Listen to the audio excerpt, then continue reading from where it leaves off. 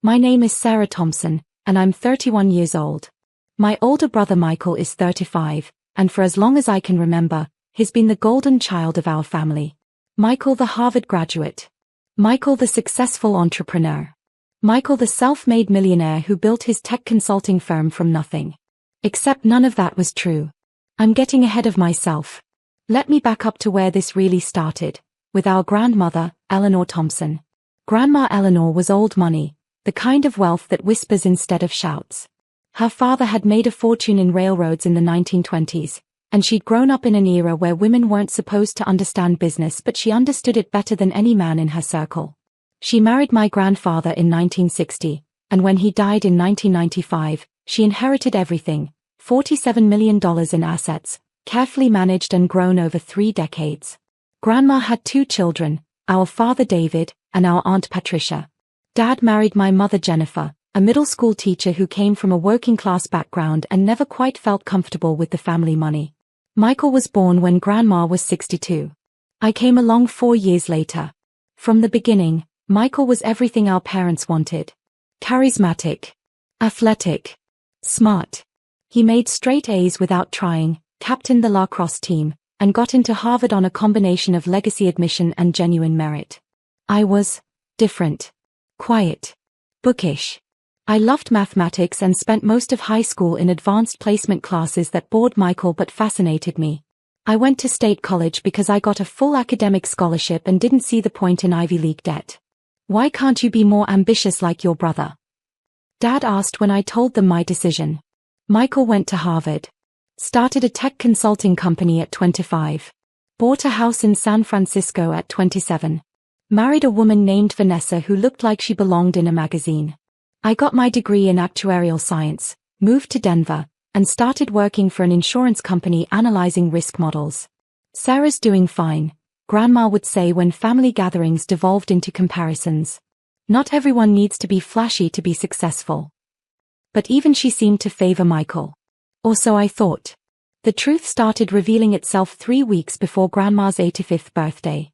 She called me to her lawyer's office in Boston. Just me. Not Michael. Not my parents. Sarah, she said, settling into the leather chair across from her attorney, I need to tell you something I should have told you years ago. I waited, confused. Your brother's business, she began carefully. It's not exactly what everyone thinks it is. What do you mean? She pulled out a folder. Michael started his consulting firm in 2014 with what he told everyone was seed funding from angel investors. That wasn't true. I gave him $2 million to start the company. I stared at her. He told everyone he bootstrapped it. I know what he told everyone. I let him have that story because I thought he'd eventually make good on it. Build something real. Pay me back. She sighed. He didn't. She opened the folder. Inside were bank statements, wire transfers, cancelled checks. In the last 10 years, I've given your brother $8.4 million, Grandma said quietly. The house in San Francisco? I bought it. His car? Mine. Vanessa's engagement ring? I paid for it. His company has never been profitable. Every time it nearly fails, he comes to me with projections and promises, and I bail him out. I couldn't speak. Your parents don't know, she continued. Michael told them he's successful, and they believed him because they wanted to. Because he looks successful. Why are you telling me this? Grandma's eyes, still sharp at 85, fixed on mine. Because I'm setting up a trust. A very specific trust. And I need someone I can trust to manage it after I'm gone. Over the next 2 hours, her attorney explained the structure. Grandma was creating a $3.4 million irrevocable trust with me as the administrator. The trust would make distributions to Michael, but he would never know the source. Anonymous wire transfers. Untraceable payments that would cover his mortgage, his business expenses, his lifestyle. Why? I asked. Why keep funding him? Because he's my grandson, and I love him despite his flaws, Grandma said. But I'm not a fool. If he knows the money comes from me, he'll never learn. He'll keep taking. This way, he'll think his business is succeeding. He'll think he's earned it. And if he doesn't learn?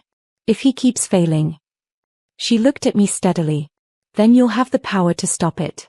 The trust gives you complete discretion over distributions. You can continue them, modify them, or revoke them entirely. Grandma. I'm 85 years old, Sarah. I won't live forever.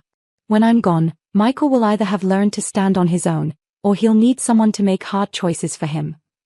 She reached across and took my hand. You're the only person in this family I trust to make those choices wisely. The trust was established in March 2018. I became the administrator. Grandma funded it with $3.4 million from her estate. Michael never knew.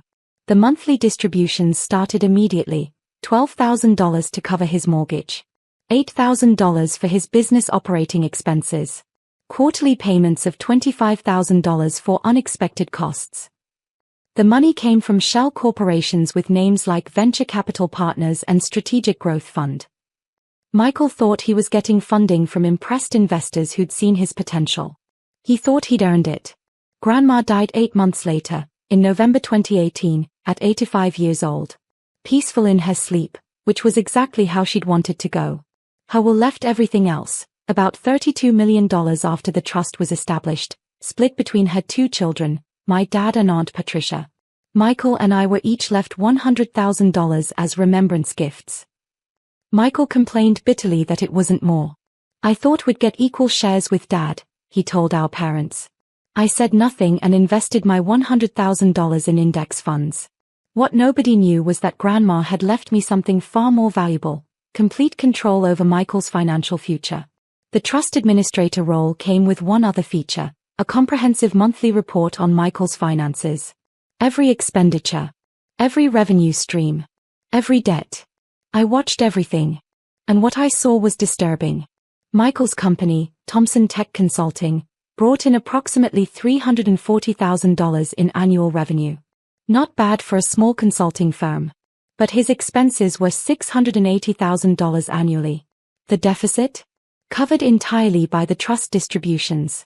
His mortgage, $12,000 per month equals $144,000 per year. Trust funded. His business expenses, $8,000 per month equals $96,000 per year. Trust funded. His investor distributions that he claimed as proof of profitability, $100,000 per year. Trust funded. Michael was living a complete lie, and he'd convinced himself it was truth. At family gatherings, he'd talk about his success. His client wins. His business growth. His investment returns. I'm thinking of expanding to New York, he announced at Thanksgiving 2019. Opening a second office. The business is ready for it. The business was $340,000 in debt. That's wonderful, Michael, Mom gushed.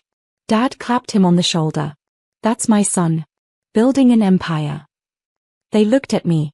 Sarah, how's the insurance work? Fine, I said. Just got promoted to senior analyst. That's nice, Mom said, already turning back to Michael. Tell us more about the New York expansion. I was making $127,000 as a senior analyst. I lived in a modest apartment. Drove a 6-year-old Honda. Saved aggressively. But I wasn't building an empire, so I didn't matter. This pattern continued for years. Every family gathering became a celebration of Michael's success and a footnote acknowledgement of my existence. Christmas 2020, Michael closed a deal with a Fortune 500 company. The deal was $40,000 and barely covered his costs, but the trust made up the difference. Easter 2021, Michael and Vanessa bought a vacation home in Lake Tahoe. The down payment came from a trust distribution I'd approved, thinking he'd use it for business expansion. Thanksgiving 2022, Michael's company is valued at $5 million. The valuation was fictional, based on revenue projections that would never materialize without trust funding. I watched it all. Said nothing. Made my distributions on schedule. But I also did something else. I built my own wealth, quietly and strategically. My $127,000 salary became $156,000 after another promotion. I invested 70% of my income. Maxed out my 401k. Built a portfolio of dividend-paying stocks. I also started doing independent consulting work, actuarial analysis for startups that couldn't afford full-time analysts. That brought in another $60,000 to $80,000 annually. By 2023, my net worth hit $1.2 million. At 30 years old. Nobody in my family knew. Why would they ask? I was just Sarah, the quiet one with the boring insurance job. Meanwhile, Michael's house of cards was getting shakier. His business was bleeding money faster.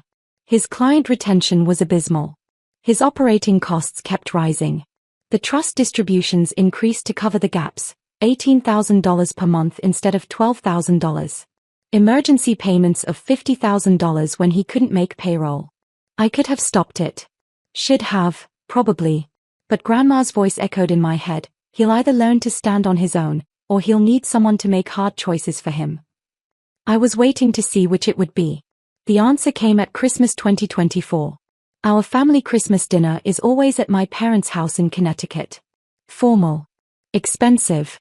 The kind of event where Mom spends 3 days cooking and Dad selects wine like he's preparing for a sommelier exam. I arrived at 4 o'clock, as requested. Michael and Vanessa were already there, drinks in hand, holding court in the living room. Sarah. Vanessa air-kissed near my cheek. How lovely. Still in Denver. Still in Denver, I confirmed. How's the insurance world? Michael asked with barely concealed condescension. Still analyzing spreadsheets. Every day, I said mildly. Well, we can't all be entrepreneurs, he laughed. Some people are built for corporate structure. Dinner was the usual performance. Michael dominated conversation with stories about his business, his clients, his success. We're projecting $2 million in revenue next year, he announced over the main course. Finally breaking into the major leagues. Dad beamed. That's incredible, son. I've worked so hard for this, Michael continued. Building something from nothing. It's not easy being self-made, but it's worth it. I cut my turkey and said nothing. Sarah, Mom said, clearly feeling obligated to include me, did you have a nice year? Yes, I said. Got another promotion. Senior actuarial manager now. That's nice, dear.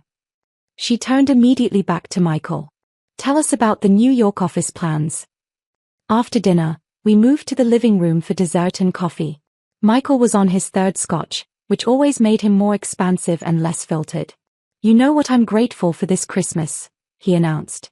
That I had the drive to succeed on my own. That I didn't need handouts or help. I built everything myself. Vanessa squeezed his hand admiringly. Not everyone has that drive, he continued, glancing at me. Some people are content being average. Working for someone else. Never taking risks. Michael, Dad chuckled, be kind to your sister. I am being kind. I'm being honest. He turned to face me directly. Sarah, you have to admit, you've never really accomplished anything on your own. You went to state school. Got a corporate job. You're fine. But you're nothing special. The room went quiet. Whereas he continued, warming to his theme, I went to Harvard. Started a company. Built something real. I earned everything I have. Mom nodded. You did work very hard, Michael. I think what Michael means, Vanessa added smoothly, is that different people have different definitions of success. Exactly, Michael agreed. And that's okay. Sarah found her level. There's no shame in being ordinary. Something cold settled in my chest. Actually, I said quietly, I've done quite well for myself. Michael laughed. Sure.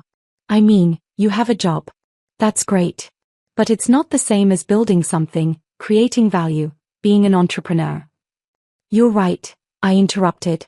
It's not the same. He blinked, surprised I'd agreed. Because I actually built my wealth, I continued, my voice still quiet but cutting. I didn't need anyone's help. Neither did I, Michael said defensively. Didn't you? His face flushed. What's that supposed to mean? I could have stopped. Should have, maybe. But 6 years of watching him parade around taking credit for success built on money I was secretly distributing. 6 years of being dismissed as ordinary while he lived a lie. 6 years of being invisible while he shone with borrowed light. You're nothing without Grandma, she felt sorry for you, Michael suddenly shouted, standing up. She left you money because she pitied you. But I earned everything myself. I built my company from nothing. I didn't need her charity. Everyone fell silent. Mom gasped. Michael. No, let him finish, I said calmly. I'm just stating facts, Michael said, emboldened by the scotch and his own anger. Grandma gave you handouts because you needed them. But me? Everything I have, I worked for. Every client. Every deal. Every dollar. That's the difference between us, Sarah. I'm self-made. You're not. Dad started to intervene, but Vanessa spoke first. Michael's just saying he's proud of his accomplishments, she said.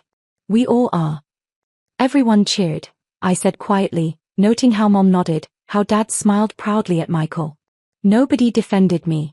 Nobody questioned his narrative. They never had. I pulled out my phone. What are you doing? Michael asked. I replied, noted. Then I opened my email and composed a message to James Patterson, the trust administrator who managed the technical distributions. The email was 3 sentences. Revoke all distributions to Michael Thompson. Effective tonight. Do not process the January 1st scheduled payments. I hit send. Michael's phone rang. He glanced at it, frowning. It's my bank. At 8 p.m. on Christmas. He answered. Hello? Yes, this is Michael Thompson. What? No, there must be some mistake. His face went white. What do you mean the wire transfer was cancelled? Which transfer? The January mortgage payment was scheduled to process tonight. He pulled the phone from his ear and stared at it like it had betrayed him. They're saying my investor distribution was cancelled, he said to Vanessa. The one that processes every month. $18,000. They are saying the sending account issued a stop payment. My phone buzzed. A text from James Patterson. Done. All scheduled distributions halted. Michael Thompson removed from beneficiary list. Funds frozen pending your instruction. Vanessa grabbed her phone. Let me call the business account. Michael was frantically dialing. This doesn't make sense. These investors have been funding me for 6 years. Why would they suddenly? His phone rang again. Different number. Hello? Yes. What? No, I can make payroll. I have funding coming, his voice cracked. What do you mean you want the December payment? I sent it. No, the wire was supposed to process yesterday. He looked at me. Really looked at me for the first time that evening. Sarah, he said slowly, you're a trust administrator. You work with these kinds of accounts. Do you know why a wire transfer would suddenly be cancelled? Yes, I said calmly. Why? Because the person controlling the trust decided to cancel it. The room was absolutely silent. I don't understand, Michael said. I stood up and walked to where he stood, phone still in hand. Let me explain something about trusts, I said. An irrevocable trust is one where the grantor, the person who creates it, gives up control. The money belongs to the trust, administered by a trustee who makes distribution decisions. I know what a trust is, Michael snapped. Do you know who created the trust that's been funding your lifestyle for the last 6 years? His face went blank. What are you talking about? Grandma, I said simply. She created a $3.4 million irrevocable trust in March 2018. 8 months before she died. Mom gasped. Eleanor never mentioned. She didn't mention it because she didn't want Michael to know, I continued. She wanted him to think his business was succeeding. That investors believed in him. That he'd earned his success. That's insane, Michael said. I have real investors. Real funding. No, I said. You have a trust. Had a trust. Grandma funded it with $3.4 million. Every month since 2018, that trust has paid your mortgage. Your business expenses. Your investor returns. Everything. Vanessa's phone slipped from her hand. The house, she whispered. Trust funded. Grandma bought it in 2014. The trust has been making the mortgage payments. The business operating capital. Trust distributions. $8,000 a month. The Lake Tahoe property. Down payment came from a trust distribution I approved in 2021. Michael sank into a chair. No. No. This isn't possible. I built my company. I have clients. I generate revenue. You generate $340,000 in annual revenue, I said. Your expenses are $680,000. The $340,000 deficit has been covered by trust distributions for 6 years. Dad found his voice. Sarah, if this is true. It's true. I have documentation. Bank statements. Wire transfer receipts. Everything. Why are you telling us this now? Mom demanded. Because Michael just spent 20 minutes explaining how he earned everything himself. How he's self-made. How I'm nothing without Grandma's charity. I looked at my brother. I thought he should know the truth. You're lying, Michael said desperately. This is some kind of sick joke. I pulled out my phone and forwarded him the trust documents. Read them. Your name is listed as the beneficiary. Mine is listed as the administrator. Grandma gave me complete discretion over distributions. His phone buzzed.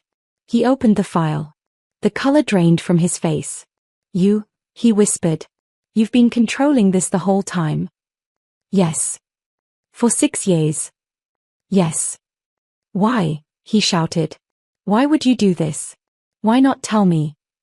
Because Grandma asked me not to, I said. She hoped you'd eventually build something real. That you'd become the self-made success you've been claiming to be. And you just watched? Let me think I was succeeding. I watched you take credit for success you didn't earn. I watched you dismiss my accomplishments while living on money I was distributing to you. I watched you tell our family I was nothing special while your entire life was funded by the grandmother who felt sorry for me. The silence was crushing. Vanessa stood up. How much? She asked, her voice shaking. How much of our life is fake? All of it, I said quietly. The house. The cars. The lifestyle. The business. All of it has been funded by the trust. Michael's company has never been profitable. Not once in 10 years. That's not true. Michael insisted. I have clients. I provide real value. You provide enough value to generate $340,000 annually, I said. Which, for a solo consultant, is actually respectable. But you spend like you generate millions. The difference has always been trust money. Dad stood up. Sarah, this is cruel. Why wouldn't you tell him? Why let him believe? Because every time I saw you, I interrupted, looking at my father, you told me I wasn't ambitious enough. That I should be more like Michael. That I was just ordinary. I turned to my mother. You asked me how insurance work was going while celebrating Michael's fake success. You never asked about my real accomplishments because they weren't flashy enough to matter. What accomplishments? Michael sneered, recovering some of his bravado. You work for an insurance company. My net worth is $1.4 million, I said. Earned through my $156,000 salary, my independent consulting work that brings in $80,000 annually, and strategic investing. I own my car outright. My apartment costs $2,200 a month, and I pay it from my salary, not from a trust. The room was silent. I continued, just accepted a position as Chief Actuarial Officer at a Denver-based startup. Starting salary, $280,000 plus equity. I start in February. Mom's mouth opened and closed wordlessly. But none of you asked, I said softly. Because I'm ordinary. Because I'm nothing special. Because I'm nothing without Grandma's charity. Sarah, Dad started. The trust is dissolved, I said. Effective tonight. I'm revoking all future distributions and returning the remaining funds to Grandma's estate for distribution to her designated heirs, which means you, Dad, and Aunt Patricia. How much is left? Dad whispered. Approximately $1.8 million. Grandma funded it with $3.4 million. Michael has received $1.6 million in distributions over 6 years. Michael stood up so fast his chair fell over. You can't do this. I have employees. Obligations. A mortgage payment due in 8 days. Then I suggest you figure out how to make your business actually profitable, I said. Or sell the house you can't afford. Or get a job. Whatever self-made entrepreneurs do when their funding runs out. This is vindictive. Vanessa shouted. You're punishing him for being successful. He's not successful, I said flatly. He's been living on charity while mocking the person providing it. That's not success. That's fraud. I picked up my purse. Where are you going? Mom demanded. Home. To Denver. My flight leaves at 10. You can't just drop this bomb and leave, Dad said. I can, actually. The trust is dissolved. Michael now knows the truth. You all know the truth. What you do with that information is up to you. I walked to the door. Sarah, Michael said, his voice breaking, please. Don't do this. I'll change. I'll make the business work. Just give me time. I turned back. You've had 6 years, Michael. 6 years of funding. 6 years of support. You used it to build a lifestyle, not a business. That's not my failure. It's yours. But I'm your brother. You're the person who told me I was nothing without Grandma's charity, I said. While living entirely on that charity. I'm simply removing the charity. You should be fine. After all, you earned everything yourself, right? I left them there. Michael crying. Vanessa furious. My parents stunned into silence. I drove to the airport in my 6-year-old Honda, flew back to Denver, and spent Christmas night in my modest apartment drinking wine and watching old movies. My phone exploded with calls and texts. I ignored them all. The fallout was spectacular. Michael's business collapsed within 90 days. Without trust funding, he couldn't make payroll. His employees quit. His clients left. The house in San Francisco went into foreclosure. So did the Lake Tahoe property. Vanessa filed for divorce in March. My parents tried everything to convince me to restore the trust. Guilt trips. Anger. Pleading. I refused. She's destroying her brother's life, Mom told Aunt Patricia, who promptly called me. Your mother is upset, Aunt Patricia said carefully. But between you and me, Eleanor would be proud. She always said Michael needed to learn to stand on his own. The $1.8 million remaining in the trust was distributed to Dad and Aunt Patricia as estate assets. Dad immediately tried to give half to Michael. Don't, I warned him. If you do, you're just enabling him again. Let him rebuild on his own. He gave it to Michael anyway. Michael burned through it in 18 months. It's been 2 years now. Michael lives in a small apartment in Oakland. He got a job as a consultant at someone else's firm, making $110,000 a year. It's honest work. He's apparently quite good at it when he's not trying to be a CEO. Vanessa remarried. Someone actually wealthy, from what I hear.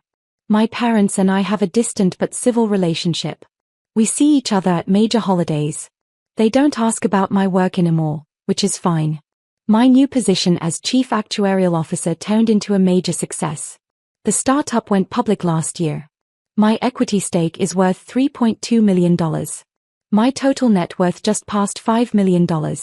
I'm 33 years old, genuinely self-made, and I've accomplished something Michael never did. I built real success, not a facade. Last week, I got an email from Michael. Sarah, it read. I know I don't deserve your forgiveness. I was arrogant, cruel, and blind. You were right about everything.